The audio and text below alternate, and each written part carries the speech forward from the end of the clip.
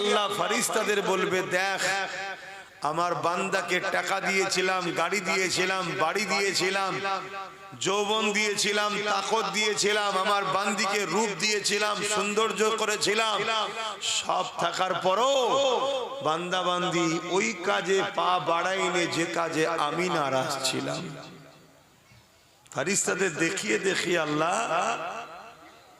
বলবে, প্রকৃত সাকসেসফুল তো তারা যাদের ঠিকানা জান্নাতি হবে। আর দুনিয়ায় আমার আল্লাহ বলেছেন, দুনিয়ায় তোমরা রহমানের দল ছেড়ে দিয়ে শয়তানের দলে থাকবে, আর পরকালে তোমরা জান্নাতের আশা করবে, এর চেয়ে বড় বোকামি আর কিছু হবে না। আল্লাহ যাকে দুনিয়া দেয় আখিরাত তাকে দেবে না, আর যাকে আল্লাহ আখিরাত দেয় দুনিয়া তাকে দেবে না। অতএব এই দুনিয়া শুধুমাত্র একটা পরীক্ষার জায়গা। এই পরীক্ষা যুগে যুগে নিয়েছে। তবে মনে রাখবেন, এই পরীক্ষাতে আমাদের আব্বাজান ইব্রাহিম আলাইহিস সালামকেও আল্লাহ পরীক্ষা নিয়েছে। কি কঠিন পরীক্ষা! একদিকে আব্বাজান ইব্রাহিম আলাইহিস সালামকে আল্লাহ বিশাল বড় ধনী করেছিলেন, জমিদার করেছিলেন, আমাদের বাপ, আপনাদেরও বাপ, আপনারা সব নবীর আওলাদ, কত নসিব বড়। হযরত ইব্রাহিম আলাইহিস সালাম মুসলিম জাতির পিতা, একদিকে বিশাল ধনী আল্লাহ করেছে, কিন্তু ধন দৌলত ইব্রাহিম নবীর অন্তর থেকে আল্লাহ ভুলাতে পারে না। ধনী হওয়া খারাপ নয়, ধনী হয়ে যদি আল্লাহ ভুলা হয়ে যায় ওই ধনীটাই হলো অভিশাপ। যে ধন দৌলত তোমাকে আল্লাহ থেকে সরিয়ে দেয় ওই ধন দৌলত তোমার জন্য অভিশাপ। ধনী হওয়া খারাপ নয়। তা ইব্রাহিম আলাইহিস সালাম তৎকালীন সময় আরবে গৃহপালিত পশু লালন পালন করাটাই ছিল তাদের জীবিকা। হাজার হাজার গৃহপালিত পশু ছিল আব্বাজান ইব্রাহিম আলাইহিস সালামের। সেগুলোকে লালন পালন করার জন্য চরণভূমিতে ঘোরাচ্ছে। হযরতে জিবরাইল আলাইহিস সালাম আল্লাহকে বলছে, আল্লাহ আপনি ইব্রাহিম নবীকে আপনার খলিল বলেছেন, আপনার বন্ধু বলেছেন, আরে ইব্রাহিম দেখুন দুনিয়াদার। আল্লাহ বলছে, কেন? দেখেন না হাজার হাজার গৃহপালিত পশুলের চরণ ভূমিতে ঘুরছে। আল্লাহ বললেন, এ জিবরাইল, আমার বন্ধুর উপরে এত বড় কথা তুমি বললে? আমার ইব্রাহিমকে আমি হাজার হাজার গৃহপালিত পশু দিয়েছি ঠিকই, কিন্তু আমার ইব্রাহিমের অন্তরে একটা পশুর লোভ লালসা বা পশু গৃহ পশুর উপরে ধন দৌলতের উপরে আমার ইব্রাহিমের অন্তর জমে যায়নি। আমার ইব্রাহিমের অন্তরে আমি আল্লাহ, আমি আছি। জোরে বলুন সুবহানাল্লাহ। হযরতে জিবরাইল আলাইহিস সালামকে আল্লাহ বলছেন, তোমার যদি মনে হয় আমার ইব্রাহিমকে পরীক্ষা নিবার তো যাও, গিয়ে দেখো। হযরতে জিবরাইল আলাইহিস সালাম মানুষের সোরাত ধরে দুনিয়ায় এসেছে। এসে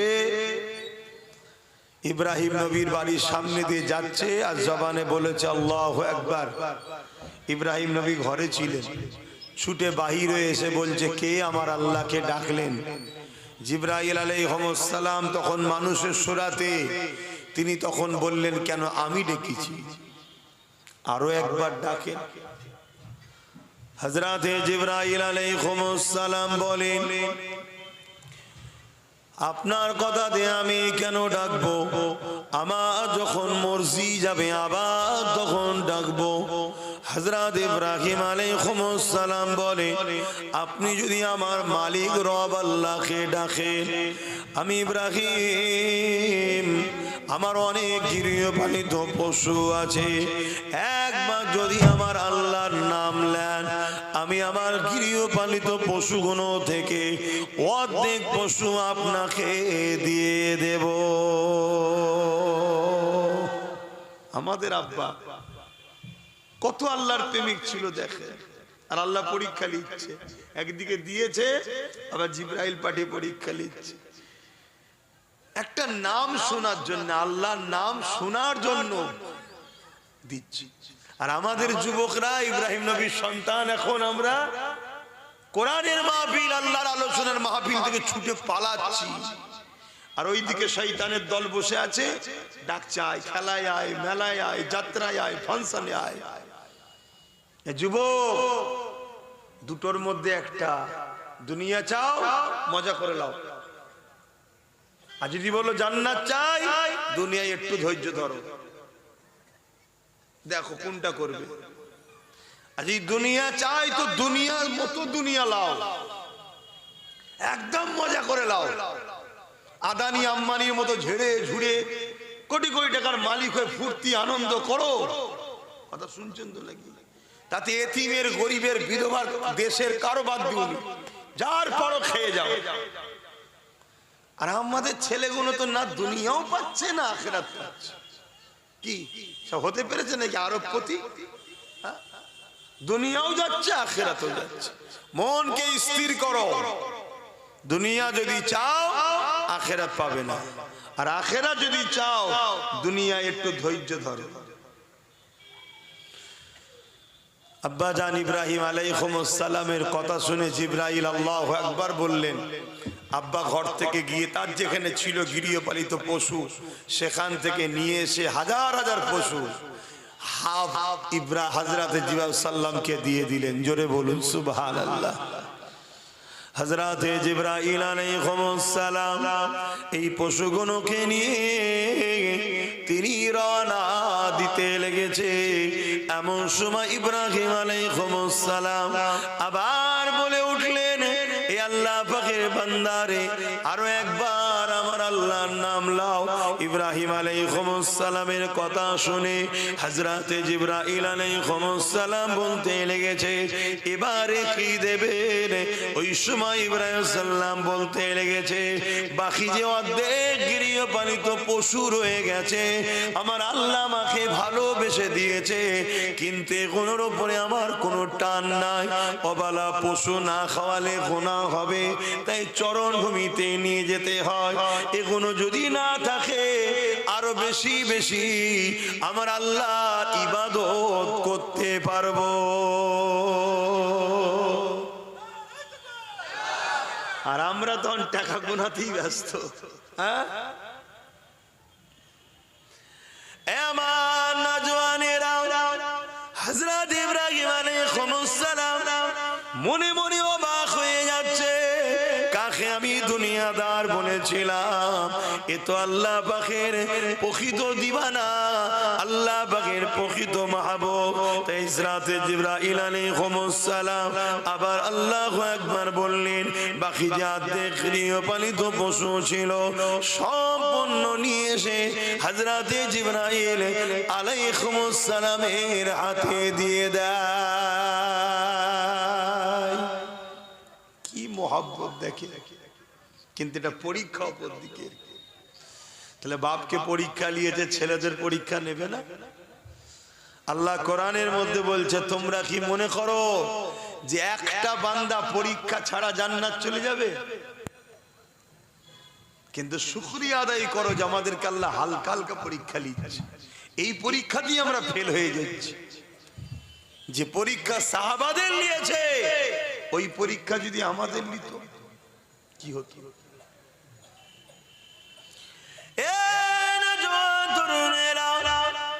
আল্লাহ নবী সাহাবাদেরকে কঠিন কঠিন পরীক্ষা আল্লাহ বানিয়েছে।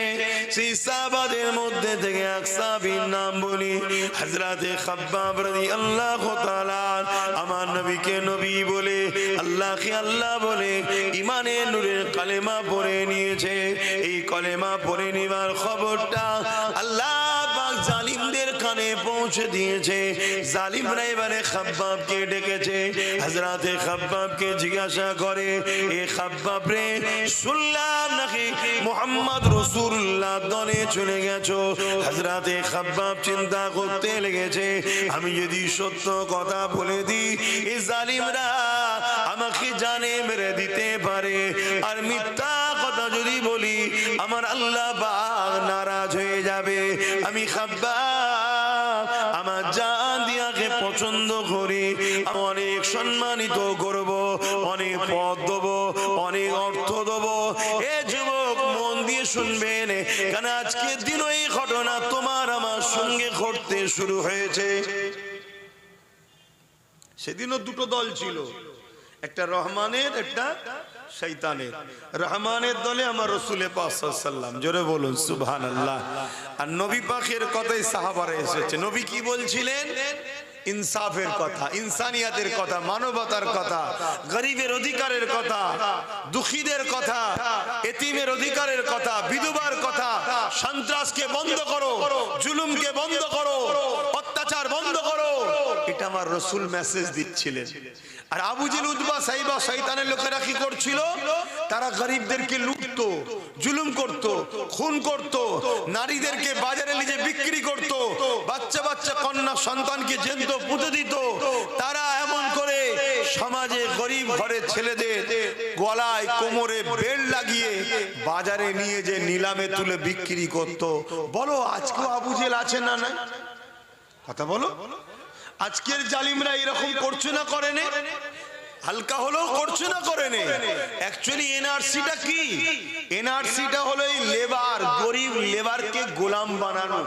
খাঁচার মধ্যে ভরে দাও, বড় বড় কোম্পানি আসবে যে আমার আজকে অমুক এলাকার পাহাড়টা ভাঙার ব্যাপার আছে, বড় বড় কোম্পানি, আমার 10,000 লেবার লাগবে, 10,000 গরিবকে নিয়ে যাবে, নিয়ে যে ভাঙাবে, কিছু খেতে দেবে। এটা শীতকালের সময় ছিল, আজকে একটু পদ্ধতি চেঞ্জ হচ্ছে। এ কথা বুঝছেন? ইসলাম বলছে এই সকল জালিমদের বিরুদ্ধে লড়াই করা ফরজ। এই শিক্ষাটা আমি আজকে আপনাদেরকে দিচ্ছি, অনেক জায়গায় দিচ্ছি। আর যখন এই কথাগুলো আপনাদেরকে শিখাই, আজকের যারা আবু জেহেল আছে তখন আমার উপর রেগে যাচ্ছে। এইসব কথা বলার কি দরকার? নামাজের কথা নেই, রোজার কথা নেই। আরে নামাজ তো ব্যক্তি জীবনের ইবাদত, তা নামাজের কথা একে শোনাবো কেন? নামাজ আমি পড়ছি, আমি জানি। নামাজের ট্রেনিং তো বাপ মাকে দিতে হয়, ওটা তো বাপ মার কাজ। কিন্তু নামাজ পড়ার পরেও 72টা দল জাহান্নামে যাবে, সেই শিক্ষাটা তো আমাকে দিতে হবে। কথা মাথায় ঢুকছে তো নাকি? আল্লাহ নবী, নূর নবী, দয়া নবী যখন মক্কা জমিনে অত্যাচার জুলুমের বিরুদ্ধে মানুষকে বোঝাতে লাগলো, ওই সময় দলে দলে মানুষ আমার রাসূলুল্লাহ দিকে আসতে লাগলো। তার মধ্যে থেকে প্রথম প্রথম যারা এসেছিল তাদের উপরে প্রচন্ড জুলুমটা বেড়েছিল। আমি একটা উদাহরণ দিচ্ছি। আমি যখন জুলুমের বিরুদ্ধে বলছিলাম, প্রথম প্রথম যারা এসেছিল রাসূলুল্লাহর গোলামের দিকে, তাদের উপর জুলুম বেড়েছিল না কমে? আজকে তুলনামূলক একটু লোক আস্তে আস্তে আরো যারা বাড়ছে, হালকা হচ্ছে না কম বাড়ছে? এখন কিন্তু হালকা হচ্ছে অনেক জুলুমটা। কথা বুঝে আসছে না? কেন? তারাও ভাবছে যে পাল্লা ভারী হচ্ছে। শুনছেন? এ নওজওয়ানেরা, আল্লাহ নবী সাহাবী হযরত খাব্বাব রাদিয়াল্লাহু তাআলা তিনি ইসলামের প্রথম জামানাতে ঈমানের কালেমা পড়েছিলেন, প্রথম সময়তে রাসূলুল্লাহর হাতে হাত দিয়েছিলেন। এই জন্য সাহাবী হুজুরের উপরে বড় জুলুম হয়েছিল। কেমন জুলুম হয়েছিল?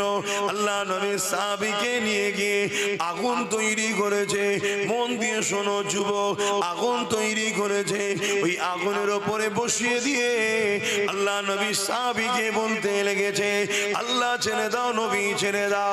এদিকে আগুন ধরতে লেগেছে।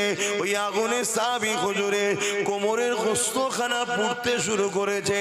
যেমন আমরা কাবাব যখন তৈরি করি, ওই আগুনে গোশত পুড়ে পুড়ে রস বাইর হয়, সাহাবীর শরীর থেকে পানি রস বেরোচ্ছে। ওই গোশত থেকে পানি বেরিয়ে বেরিয়ে আগুনখানা বন্ধ হয়ে যায়। আবার সাহাবীকে আগুন থেকে সরিয়ে আবার আগুন জ্বালিয়েছে, আবার সে আগুনে নিয়ে যে বসিয়ে দিয়েছে।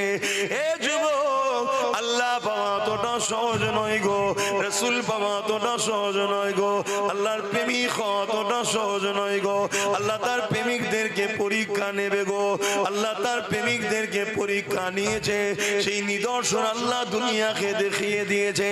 আমার ভালোবাসার দাবি শুধু করলে হয় না, আমার যারা প্রেমিক হয় তাদের মধ্যে থেকে দেখো খাব্বাবকে, যে খাব্বাব আমি আল্লাহ আমাকে ভালোবেসেছি, ছিল বলে, আমার রাসূলুল্লাহকে ভালোবেসেছিল বলে তাকে জালিমরা নিয়ে যে আগুনের উপরে বসিয়ে দিয়েছিল।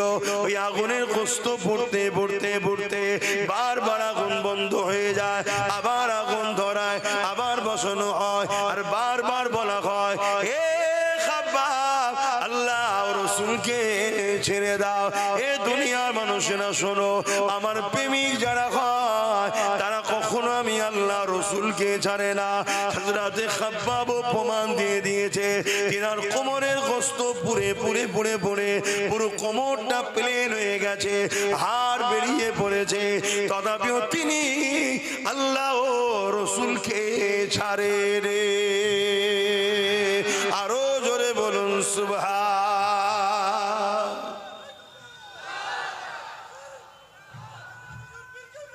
আল্লাহু আকবার। আল্লাহ প্রেমিক তো এরকমই হয়। শুনছো, আমাদের ঈমান এত আছে তো, আল্লাহ না আমাকে এত কঠিন পরীক্ষা লাই, আমি তো আল্লাহর কাছে ভিক্ষা চাই, খোদা এত কঠিন পরীক্ষা নেবেন না, কেন আমরা দুর্বল, সামান্য পরীক্ষাতেই আমরা পাচ্ছি না। একটু গরিব করেছে আল্লাহ, গরিব। শুনছেন, একটা ঘর দেবে বলেছে, ঘর, ওই ঘরটার লোভেতেই ইসলামের দুশ্মনদের সঙ্গে দল করতে শুরু করে দিয়েছে। তাহলে চিন্তা করে আমার মা বোনেরা, আল্লাহ অভাব দেয়নি, তারপরেও দেখো 1500 টাকাতে দেখো ইসলাম বিদ্বেষীদের সঙ্গে দল শুরু করে দিয়েছে। এ নওজওয়ানেরা, আজ আমাদেরকে অনেকে বলে, অনেকে তোমাকে আমাকে শোনায়, হুজুরের ছেলে আসবে কেন সে রাজনীতির বিরুদ্ধে বলবে। শোনো, মনে রেখে দাও, প্রত্যেকটা নবী আলাইহিস সালাম গণেরা জালিম শাসকদের বিরুদ্ধে লড়েছে। তাই যারা ন্যায় পরায়ণ শাসক হবে, ইনসাফ পরায়ণ শাসক হবে, মানবতা প্রেমিক শাসক হবে, গরিব দরদি শাসক হবে, তাদের বিরুদ্ধে আমাদের কোনো কথা নাই, তাদেরকে সাপোর্ট করার নাম হলো ইসলাম।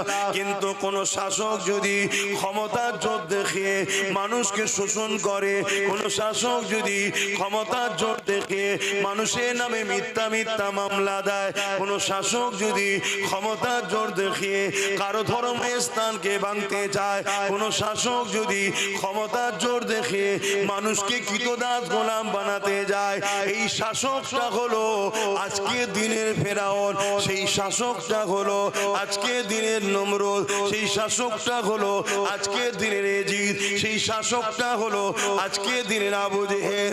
হে উম্মতে মুহাম্মাদি, যদি সত্যি তুমি আমি ইসলামের মাননেওয়ালা হয়, তোমার আমার জন্য আজকে দিনে এই রকম কোন জালিম শাসক যদি থাকে, তার বিরুদ্ধে লড়াই করা তোমার আমার জন্য ইসলাম ফরজ করে দিয়েছে। ইসলামকে বোঝো, ইসলাম ওই শুধু দাড়ি টুপি নামাজ রোজা ধর্মর নাম নয়। অনেকে মনে করে ইসলামে শুধু দাড়ি টুপি নামাজ রোজা, দাড়ি টুপি নামাজ রোজা, দাড়ি টুপি নামাজ রোজা, মসজিদ বানাও মাদ্রাসা বানাও, এই ধর্মের নাম শুধু ইসলাম নয়। হ্যাঁ, এগুলো ইসলামের মধ্যে, কিন্তু মনে রেখে দিও, ইসলাম দাঁড়িয়ে আছে দুটো পাট্টির উপরে। কুনতুম খায়রা উম্মাতিন উখরিজাত লিন-নাস তা'মুরুনা বিল মা'রুফ ওয়া তানহাউনা আনিল মুনকার। অন্যায়কে, জুলুমকে, অত্যাচারকে, সন্ত্রাসবাদকে, মিথ্যাবাদকে মিটিয়ে দিয়ে ন্যায় প্রতিষ্ঠিত করার নাম হলো ইসলাম। জোরে বলুন সুবহানাল্লাহ। এতগুলো ক্যামেরায় রেকর্ড হচ্ছে আর এতগুলো মানুষ শুনছে, আমার এই কথার মোকাবেলায় কোন মুফতি মাওলানা এসে বলুক এটা ভুল বলছে, কথা শুনছেন? আপনাদের ঘরে বড় প্ল্যান মাফিক নকল ইসলাম ধরিয়ে দেওয়া হয়েছে। শুধু বলেছে মসজিদে যাও, নামাজ পড়ো, রোজা রাখো, দাড়ি রাখো, হজ করো, টুপি পড়ো, আল্লাহ আল্লাহ করো, আল্লাহ আল্লাহ করো, জান্নাত যাবে, জান্নাত যাবে। জান্নাত যাবে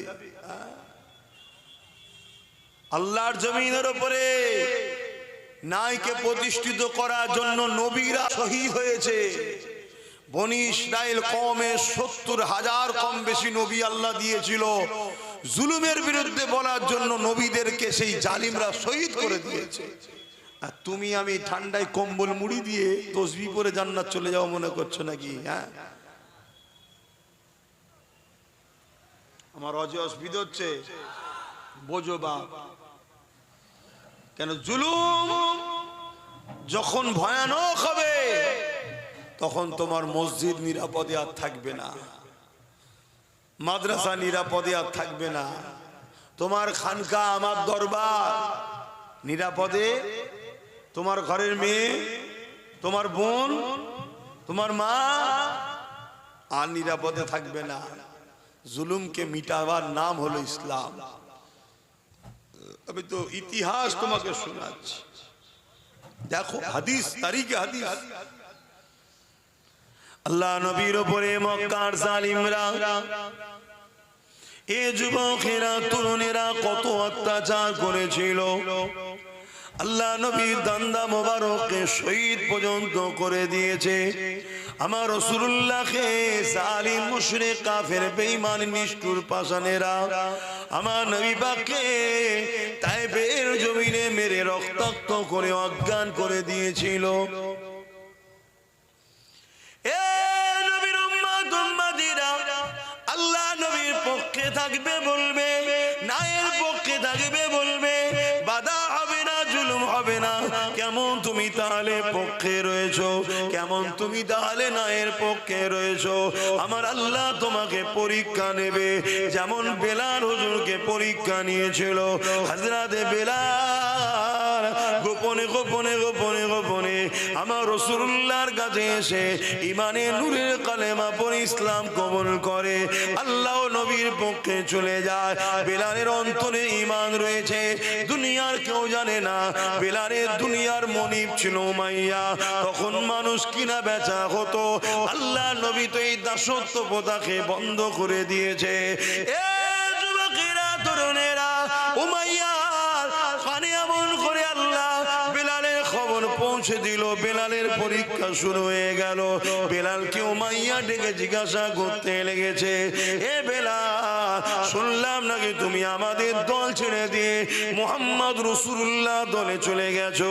ওই সময় বেলাল চিন্তা করতে লেগেছে, আমি যদি সত্য কথা বলি এ জালিমরা আমাকে মেরে দেবে। আইন বলে কিছু ছিল না, ইনসাফ বলে কিছু ছিল না, মানবতা বলে কিছু ছিল না।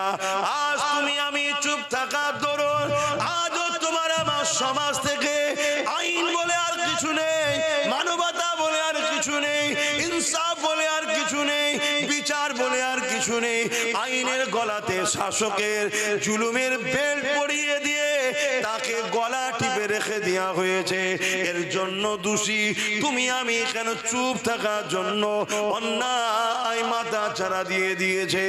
এ যুবকেরা তৈরি হও, প্রস্তুত হও, জুলুমকে মিটাতে হবে, নাই তোমার আমার বাচ্চারা বাঁচতে পারবে না। তাই বাপ হয়ে সন্ত্রাস মুক্ত সমাজ গড়ো, জুলুম মুক্ত সমাজ গড়ো। তোমার বাচ্চার জন্য একটা ইনসাফ ইনসানিয়াতের সমাজ তৈরি করে রেখে যাও। আজও সময় আছে, তোমার আমার সংখ্যা এখনো অনেক রয়েছে। যদি আজ না জাগো, কাল তুমি জাগবে, কিন্তু আর উপায় থাকবে না। বুঝছেন তোমার কথা? এ নওজোয়ান তরুণেরা, হযরতে বেলাল চিন্তা করতে লেগেছে, আমি যদি সত্য কথা বলি জালিম আমাকে মেরে ফেলবে, মিথ্যা কথা যদি বলি আল্লাহ নারাজ হয়ে যাবে। ওই সময় বেলালও বলেছিল, আশহাদু আল্লা ইলাহা ইল্লাল্লাহ ওয়া আশহাদু আন্না মুহাম্মাদান আবদুহু ওয়া রাসূলুহু। এই কথা শুনে উমাইয়া রেগে গেল, এও জালিয়ে বেলাল রে, আমি তোমাকে খরিদ করেছি, তুমি আমার কেনা গোলাম।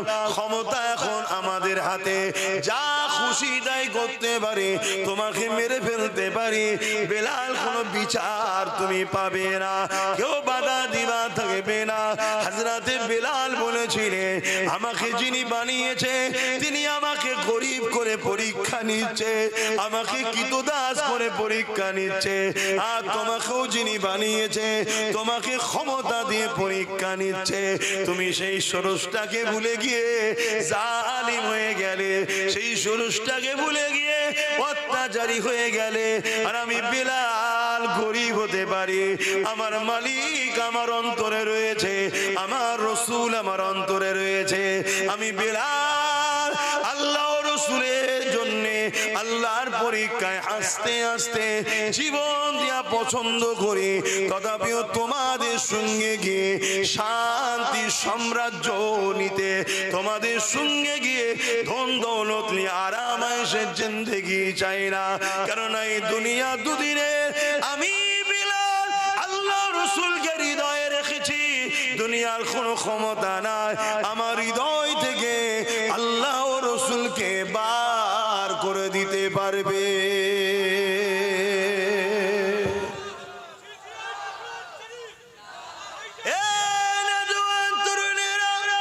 এই কথা যখন জালিম শুনলো, জালিম রেগে লাল হয়ে যায়। বেলালের কোমরে লোহার বেড়ি পড়ালো, পায়ে বেড়ি পড়ালো, কোমরে রশি দিয়ে বাঁধলো, গলায় বেল পরিয়ে নিল। যেমন করে গৃহপালিত পশুগুলোকে টেনে টেনে নিয়ে যাওয়া হয়। আরে গরিব বেলাল, হাফসি দেশের বেলাল, আমার রাসূলুল্লাহ দিওয়ানা, আল্লাহর দিওয়ানা, তাকে এইভাবে টেনে টেনে নিয়ে গিয়ে মক্কার বাজারে হাজির করলো। ভিড় জড়ো হয়ে গেল। ভিড়ের সামনে লোহাকে আগুনে দিয়ে গরম করে বেলালের ঠোঁটে মুখে ছ্যাঁকা দিতে লেগেছে। যে ছ্যাঁকার জন্য বেলালের ঠোঁট ফেটে গিয়েছিল, ঠোঁট পুড়ে গিয়েছিল। এই হযরতে বেলাল তুতলা হয়ে গিয়েছিল। বেলালের ঠোঁট গুলো, জীব গুলোকে পোড়াতে লেগেছে। এই অবস্থা তো বেলাল এই জবান দিয়ে বলতে লেগেছে, লা ইলাহা ইল্লাল্লাহু মুহাম্মাদুর রাসূলুল্লাহ। হে যুবক, মন দিয়ে শোনো, এখন পাপ তোমার কোমর পর্যন্ত উঠেছে। এখানেই যদি তুমি দাবিয়ে পায়ের তলায় নামাতে না পারো, এই পাপ আগামী দিন তোমার বুক পর্যন্ত উঠবে।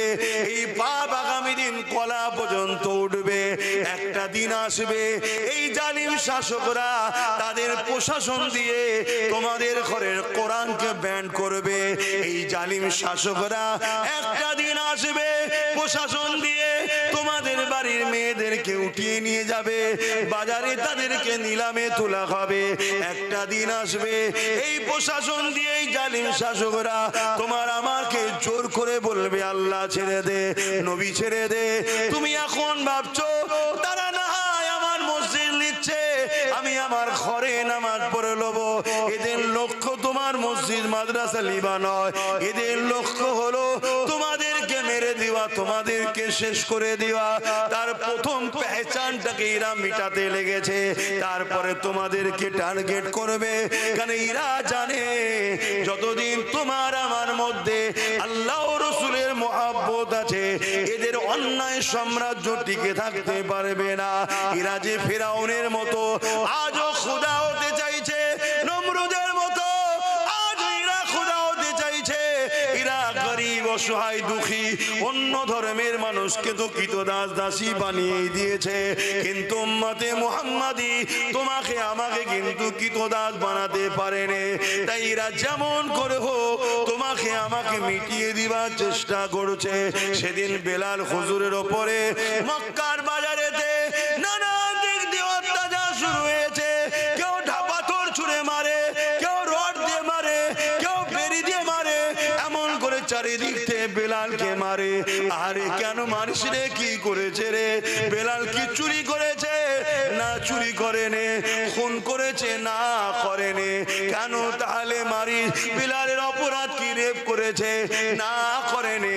তাহলে কি অপরাধ করেছে? বেলাল মুহাম্মদ রাসূলুল্লাহর সাথে চলে গেছে। হে মুহাম্মদ রাসূলুল্লাহ, ইনসাফের নাম, ইনসানিয়াতের নাম, মানবতার নাম, প্রেমের নাম, অধিকারের নাম, সর্বধর্মের মানুষের পক্ষে লড়াই করা ব্যক্তির নাম হলো মুহাম্মদ রাসূলুল্লাহ। সেই মুহাম্মদ রাসূলের দিকে চলে গেছে, এই জন্য বেলালকে মারা হতে লেগেছে। এই যুবকেরা আজকে দিনও রেপিস টেরোরিস্টকে গলায় ফুলের মালা দেওয়া হয়, আর সায়েন্টিস্টদের ঘরে জেলে ভরা হয়। আজকে দিনের খুনিদের ঘরে নেতা বানানো হয়, আর শিক্ষকদের ঘরে মেরে জেলে ভরা হয়।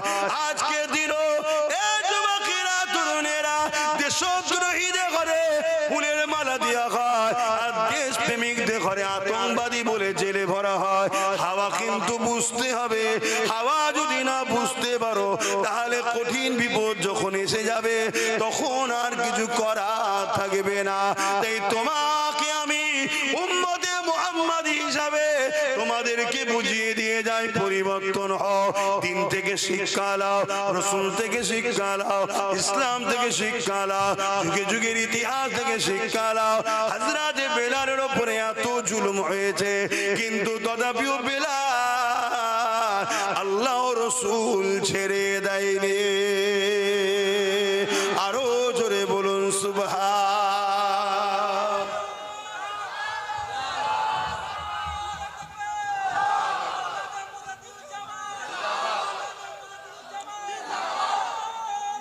আল্লাহ, আমার ভাইয়েরা, আমার আলোচনায় অসুবিধা হচ্ছে আপনাদের?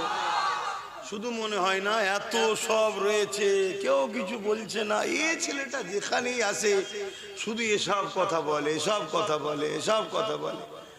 দেখেন, অনেকে বলতে চায় কিন্তু তারা বিভিন্ন কারণে হয়তো বলতে পারে না।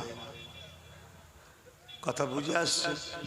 কিন্তু আমার আলোচনার বিরোধী কি কেউ করে? হাতে গোনা কিছু লোক ছাড়া বিরোধী করে না। যারা বিরোধী করে খেয়াল করে দেখুন, তারা আজকে জালিম শাসকদের সঙ্গে মুখে মুখ দিয়ে কথা বলে। তাই তারা বিরোধী করার পিছনে কারণ হলো শাসকের থেকে তুলা পায়, টাকা পায়, ভাতা পায়, মাল পায়, এজন্য তারা বলে। না হয় যে কথাগুলো আমি আপনাদের শেখাচ্ছি, বুঝাচ্ছি, জানাচ্ছি, এটা অতি হাকিকাত, অতি বাস্তব কথা বলছি। প্রথমে একটা ফুসকুড়ি হয়, আপনি ভাবলেন ফুসকুড়ি তো একটু চুলকে দিলেন কি, তারপরে সেটা দেখবেন একটু বড় আকার লায়, একটু লাল টাইপের হয়, একটু ভেতরে কি সাদা মতো জমছে, আপনি সেটাকে টিপে বার করে দিলেন, আবার একটু বড় আকার লায়, তারপরে বলছে ডাক্তার বলছে এটা ফোড়া মনে হচ্ছে, হতে পারে, ঠিক আছে গরম পানিতে বরিক করো। আবার গরম পানিতে বরিক করছেন, নানা রকম জিনিস বেরোচ্ছে, কিন্তু আস্তে আস্তে ওর বাড় কিন্তু কমছে না, এলাকা বড় নিচ্ছে। লাস্টে যখন ডাক্তারের কাছে যান তখন ডাক্তার বলে এ তো জন্ডিস, ক্যান্সার হয়ে গেছে। শুনছেন কি বলছে? তা চুলকোতে খুব ভালো লাগে, কিন্তু ওই চুলকোনায় একদিন ক্যান্সারে পৌঁছে দেয়। তো ফুসকুড়ি থেকেই ট্রিটমেন্ট করতে হবে। গাছ যখন বিষাক্ত গজাচ্ছে কি গোড়া সমেত তুলে ফেলে দাও, না ওই গাছের ফল তোমার আমার ছেলে খেয়ে একদিন মরবে। কিছু বুঝতে পারছো? আর এলাকায় যতগুলো বিষাক্ত গাছ আছে প্ল্যান করো, টার্গেট করো, দেখো কোথায় কোথায় আছে, সুযোগ পেলে ধরে তুলে ফেলে দাও একেবারে। কথা বুঝে আসছে না? নাই গোড়া সমেত তুলবে, যাতে কোনো না শ্বাস টাস আর বার করতে পারে, একদম শেষ করে দাও। কথা শুনছেন আমার? হ্যাঁ, আর আমি দায়িত্ব নিচ্ছি, কোনো পাপ হবে না, পুরো দায়িত্ব নিয়ে বলে যাচ্ছি, কোনো পাপ নেই। কথা কিছু বুঝে আসছে না? না হাই দেখেন, আমার কথাই মনে হচ্ছে হুজুর কি বলছে। আল্লাহর জাত পাকের কসম করে বলছি, যার কুদরতি হাতে আব্বাস সিদ্দিকীর জান আছে, তার জাত পাকের কসম করে বলছি, কোনো পাপ হবে না। কথা কিছু মাথায় ঢুকলো? হ্যাঁ। কেন ঘরে মে আগ লাগি হ্যায় ঘর কি চারাক সে, ঘরে আগুন লেগেছে কিসে? ঘরে যে বাতিটা জ্বলছিল তাতে। আজ আমার ধর্মের ক্ষতি আমার কওমের ভেতরের গাদ্দারদের জন্যই হচ্ছে। কথা কিছু বুঝছেন না? বুঝেন কি গো, বুঝেন তো নাকি? এ কথা বলতে গেলে আবার মেজ হুজুরের একটা কথা মনে পড়ে যায়, একটু বলি নাকি? না আবার অসুবিধা আছে? কি গো মুরব্বী, কি বলছো, অসুবিধা আছে? মেজ হুজুর পীর কেবলা বাংলাদেশে জলসায় গেছে, বাংলাদেশ তো ঠান্ডা বেশি, তো তাল মিশরি নিয়ে যেতেন। তাল মিশরি খেলে খুব খুসখুস করে কাশি গলে না, তাল মিশরি খেলে ভালো হয়ে যায়। এখন আর সেগুলো আছে কি জানি না, আগে সব অরিজিনাল পাওয়া যেত, এখন সব ভেজাল। নেতা ভেজাল তো আর মাল ভেজাল হবে না, এর কি মানে আছে? নেতা ভেজাল হওয়ার জন্যই তো মাল ভেজাল হয়ে যাচ্ছে, সব তো ওখান থেকেই চলছে। তো ওই সময়ে ওই তালমিশরি শুধু চুরি হয়ে যাচ্ছে। মেজ হুজুর বলছে, বাবা আমি সফরে এসেছি, এক দেশে পাওয়াও যায় না, কোথা ঠান্ডা ঠান্ডা লেগে যাবে, কারা খাচ্ছিস রে বাবা? সবাই বলে হুজুর আমি জানি না, হুজুর আমি জানি না। মেজ হুজুর বললেন, যে চোর ধরে দেবে তাকে একটা গোটা ফাইল দেবো। ব্যাস, সবাই চোখ বন্ধ করে আছে, ঘুমোই নেই, ধরতে পারলেই গোটা ফাইল পাবো। এ নাই ঝেড়ে ঝুড়ে একটু একটু করে খাচ্ছি, গোটা ফাইল হয়ে যাবে। একদিন যায় আর চুরি হয়নি, দুদিন যাই চুরি হয়নি, 3 দিন যাই চুরি হয়নি, চতুর্থ দিনে একজন লোভ সামলাতে পারে না, ভাবছে সব ঘুমোচ্ছে, সুরসুর করে যেই খেতে গেছে, আর ধরে ফেলেছ তো, বলছে হুজুর চোর ধরে ফেলেছি। কে? এদিকে নিয়ে আসো। এসেছে। কি গো বাবা, তুমি তো বলতে পারো যে হুজুর একটু খাবো, তা বললাম নুক্কে নুক্কে খাই। বলছে হুজুর আমি সত্যি বলছি, হুজুর আমি কোনোদিন খাইনি, ভাবছিলাম সবাই ঘুমোচ্ছে আজকে একটু খেয়ে নি। আমি বুঝে উঠতে পারিনি হুজুর, আমি সাদামাটা লোক, একদম কি লোক? সাদামাটা লোক, বুঝে উঠতে পারিনি। হুজুর জিজ্ঞেস করছে ছেলে পুলে কটা? বলছে 5টা। বলছে সাদা মাথা লোক তো 5টা ছেলে হলো কি করে? বোঝার ব্যাপার আছে। তাহলে এই জন্য আমি জিজ্ঞেস করছি, বুঝতে পারছেন নাকি? সব বোঝে, আর এই জায়গাটা যদি না বোঝো তাহলেই তো দুঃখ নাকি? হ্যাঁ, সব বোঝে, সব জায়গায় বুঝতে জানে, লাভ লুসকান সব বোঝে। আর দিনের বেলায় বলছো, ইসলামের বেলায় বুঝতে পারছো নি, তাহলে তো সমস্যা হবে নাকি? হ্যাঁ, আমার আওয়াজ বুঝতে পারছেন? হ্যাঁ, বুঝে। আল্লাহ পরীক্ষা নেবে, কঠিন কঠিন পরীক্ষা আসবে। যেমন আজ উম্মতদের জন্য ভয়ানক পরীক্ষা। একদিকে বিজেপি সরকার হুমকি দিচ্ছে মুসলমানদের তাড়িয়ে দেবো, এনআরসি করবো, এটা করবো, ওটা করবো, মোল্লাদেরকে মেরে দাও, কেটে দাও, হ্যান করো, ত্যান করো। অপরদিকে আবার যাকে ভালোবেসে আমরা দল করেছিলাম, সেও আবার বিজেপির আইনকে মেনে নিয়েছে। করেছো না? করেন। তাহলে কোন কঠিন পরীক্ষায় এসে গেলাম বলো? একদিকে না হয় ওর জ্বালায় এর সাথে ছিলাম, কি ওর জ্বালাতেই ছিলেন তো নাকি? আবার ওর সাথে হাত মিলিয়ে দিয়েছি। দেখুন কত কঠিন পরীক্ষা। পরীক্ষা না? পরীক্ষা না? হ্যাঁ। আবার কালকে দেখবেন অনেকে বুঝাবে, এই ওরম করতে যাসনি, বিজেপি চলে আসবে, এলে দাঁড়িয়ে রাখতে পারবি নি, টুপি পরতে পারবি নি, তাড়িয়ে দেবে। এটাও একটা পরীক্ষা। কত কঠিন কঠিন পরীক্ষায় আমরা পড়ে যাচ্ছি, দেখছেন? এসব পরীক্ষা আল্লাহ। এবারে ওই বান্দা কামিয়াবি হবে যে বান্দার মাথায় এটা যাবে, আমরা বিজেপিকেও ভয় করি না, এর উপরও আশা করি না, আমরা ভয় করি আল্লাহকে, সাহায্য চাই আল্লাহর কাছে। জোরে বলুন সুবহানাল্লাহ। ওই বান্দা দুনিয়াতেও কামিয়াবি হয়ে যাবে, আখিরাতেও কামিয়াবি হয়ে যাবে। জোরে বলুন সুবহানাল্লাহ। কথা বুঝে আসছে তো নাকি? কিন্তু সেই ঈমান আমরা রাখতে পারবো? আমরা তো ধৈর্যরা হয়ে যাবে। এমন ভাবে আমাদের ব্রেনকে ওয়াশ করা হবে। কোথা থেকে? দেখা যাবে মসজিদ থেকে ব্রেন ওয়াশ হচ্ছে। এমন ভাবে ওয়াশ হবে কোথা থেকে? বড় বড় সব দরবার থেকে ওয়াশ হবে। আপনি ভাববেন কি করা যায়, কি করা যায়। হায় হায় হায়। এজন্যই তো আল্লাহ নবী বলেছেন, আখিরি জামানা আমার উম্মত উম্মতিদেরকে যেন 1400 হিজরি দেখতে না হয়। কেন? আমার উম্মত উম্মতিরে আখিরি জামানায় এত ফিতনা হবে, এত ফাসাদ হবে, হাতের তালুতে আগুন রাখা থেকেও ঈমান বাঁচানো বড় কষ্ট হবে। হাতের তালুতে আগুন রাখতে পারবেন? এর থেকেও কষ্ট ঈমান বাঁচানো। তাহলে কি হবে?